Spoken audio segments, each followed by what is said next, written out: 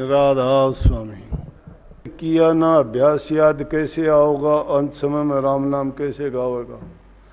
पूरी जिंदगी तो इंसान उल्टे सीधे कर्म करता रहे और जब आखिरी वक्त आए, जब अजामेल की तरह से अगर कहना शुरू कर दे कि बेटा मुझे बचाइए, नारायण आना मुझे बचाना, वो हर एक के लिए बात नहीं।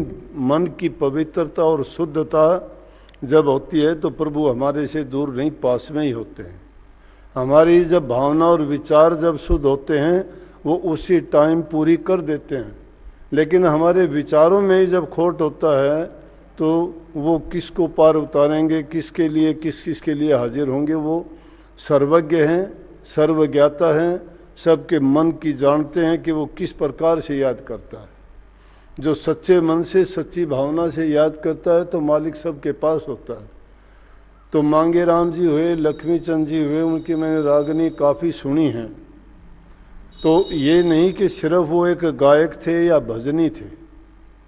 सच्चे मन से जो भी माँ सरस्वती उनके कंठ में विराजती थी और उनको इतने अच्छे ढंग से वो याद करते पूजते थे, तो उनकी लाज रखने के लिए अगर वो कोई भी शब्द बोलते थे तो पूरा करते थे।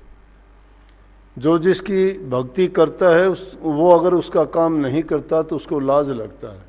शिष्य भी सच्चे मन से गुरु को याद करता है तो गुरु उसके काज संवारता है। लेकिन शिष्य के मन में अगर विचारों में मिलोनी होगी, खोट होगी, अपनी चालाकी बुद्धि अपने विचार और ख्यालात जोड़ देगा तो फिर समझो कि वो कार्य पूरा होने वाला नहीं है। तो मांगेराम जी का ख्याल जो था वो ये था कि गंगा जी को इतनी मतलब पवित्र मानते थे कि अब भी हम भी मानते हैं, ये बात सर्वमान्य है कि गंगा जी पाप नाशनी है, कि जो गंगा में स्नान कर लेता है उसके पाप नाश हो जाते हैं। लेकिन उसके भी हर एक के नहीं होते। पाप नाश उसके होते जो सच्चे मन से जाके उन पापों को धोना चाहता है। ये तो नहीं है ना कि अपराध करे कोई भी, कि दुनिया भर के अपराध करके जाके डुबकी लगा ले और डुबकी लगा के कह दे कि मेरे पाप सारे धुल गए। पाप ऐसे नहीं धुलते। एक बार की बात है कि जब शंकर जी जा रहे थे आकाश मार्ग से, साथ में पार्वती जी थी, तो उन्होंने देखा कि हरिद्वार में लोगों की भीड़ लगी हुई है बहुत ज़्यादा। और भीड़ को देख के पार्वती जी कहने लगी कि देखो कितने लोगों की आस्था, ये तो सब के सब तर जाएंगे, इनके तो सब के पापों के नाश हो जाएंगे।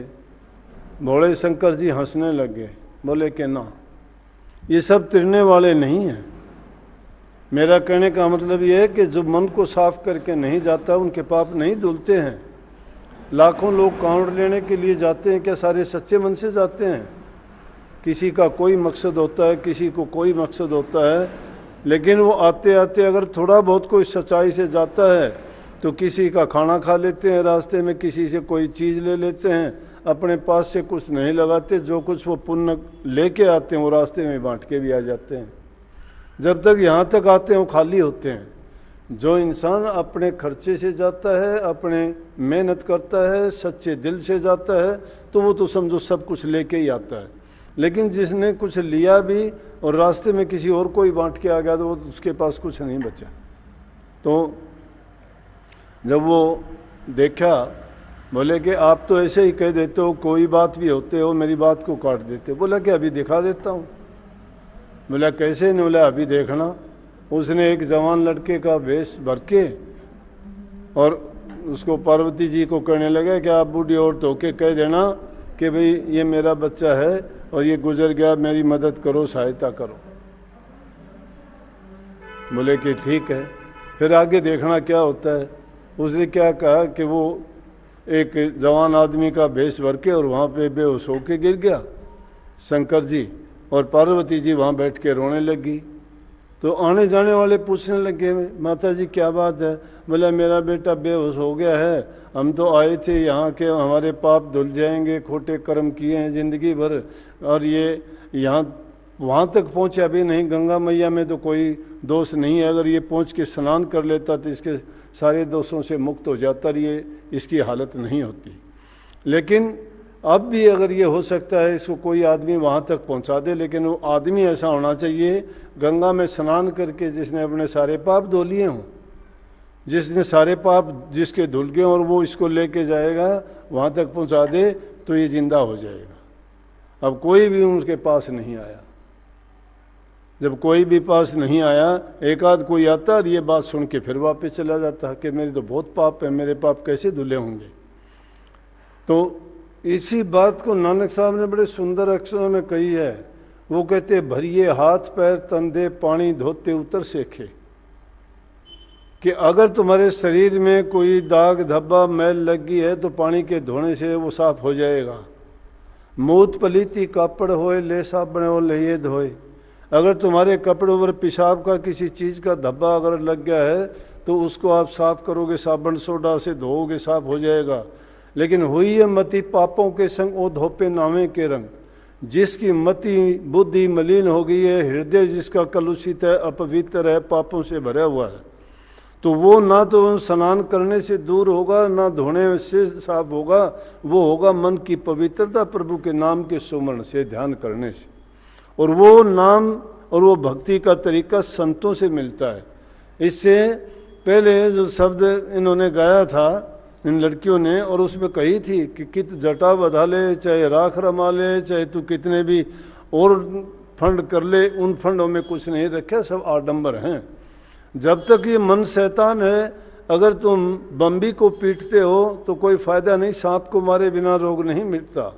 कही है कबीर साहब ने, बम्बी मत पीटे बावरे, सरप न मारा जाए, बम्बी किसी को ना डसर, सरप सभी को खाए।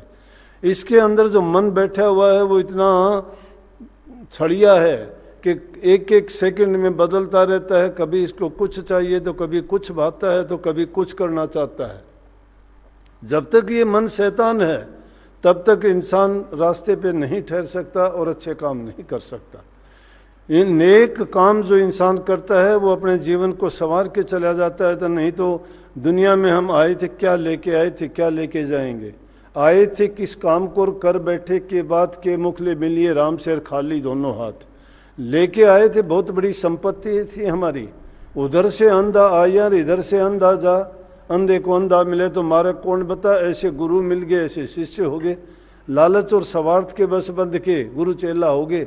ज्ञान की पूछ किसी ने की नहीं और ना उस रास्ते पे चले, स्वार्थ शिष्य का हो गया। गुरु को इज्जत और मान बढ़ाई चाहिए। मेरे इतने शिष्य हो गए, मेरे इतने आश्रम हो गए, मेरे पास ये हो गया, कोठी बंगलेकार हो गए, बड़े आदमियों से संबंध हो गए। अरे एक जमाना था राजनीतिक आदमी, राजा लोग पुरुषों को, संतों को बुला के अपने उद्घाटन करवाते थे, नींव रखवाते थे, उनको पवित्र करवाते थे। कोई भी अनुष्ठान करते तो संत महात्मा और फकीरों को बुलाते थे। और आज उल्टा हो गया, संत महात्मा फकीर उन राजनीतिक आदमियों को बुला के उनसे नींव रखवाते हैं, उनसे आशीर्वाद लेते हैं।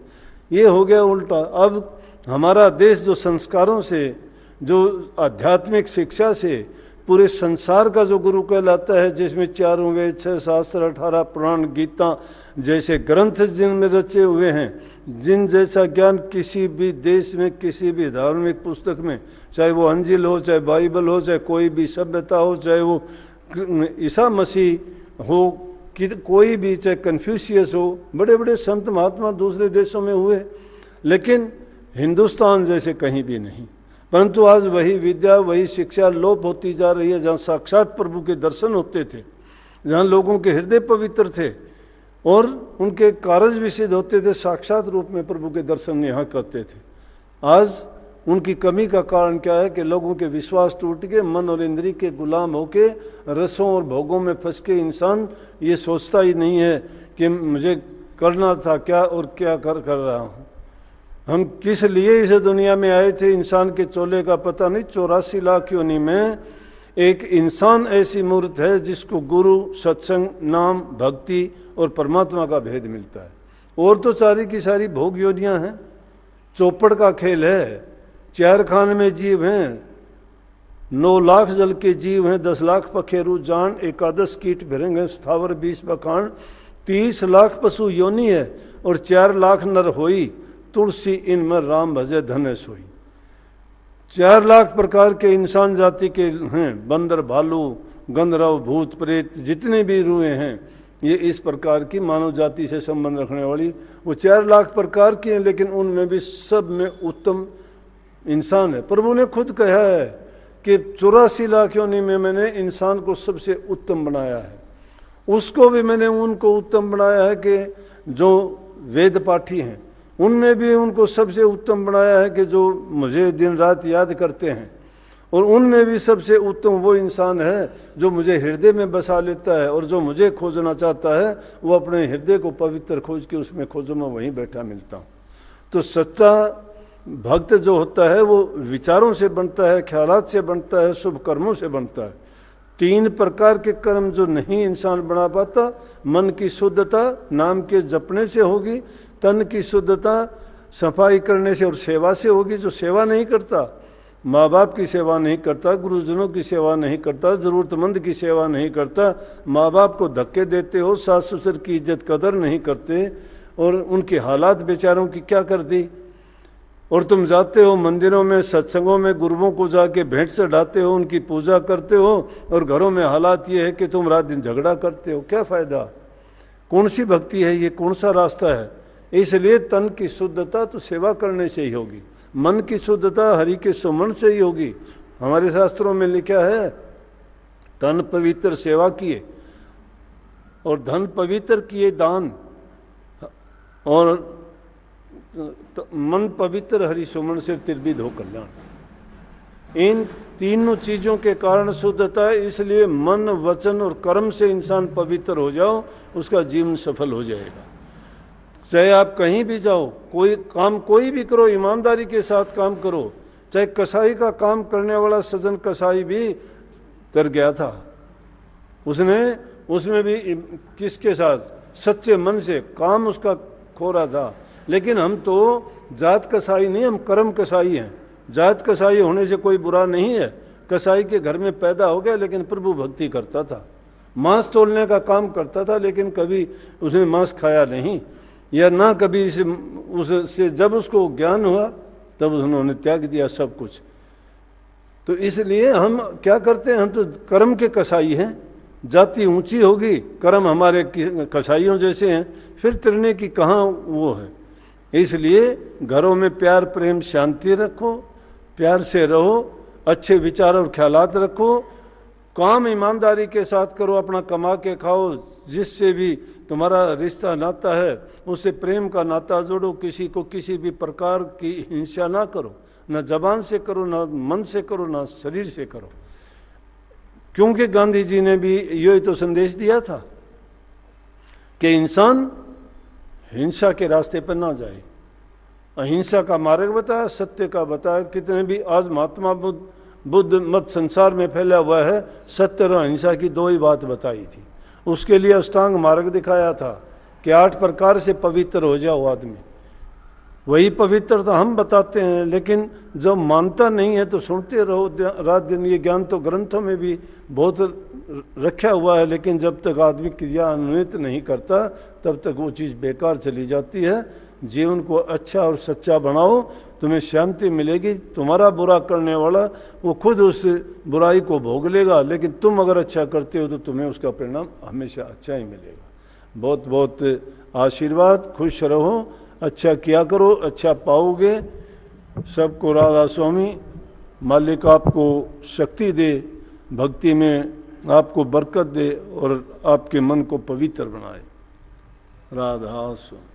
आप हमारे संत वाणी चैनल को सब्सक्राइब करें, वीडियो को लाइक करें, शेयर करें, और हाँ, बेल आइकन पर क्लिक करना बिल्कुल ना भूलें, ताकि हमारी किसी भी वीडियो की सूचना सबसे पहले आपको मिले।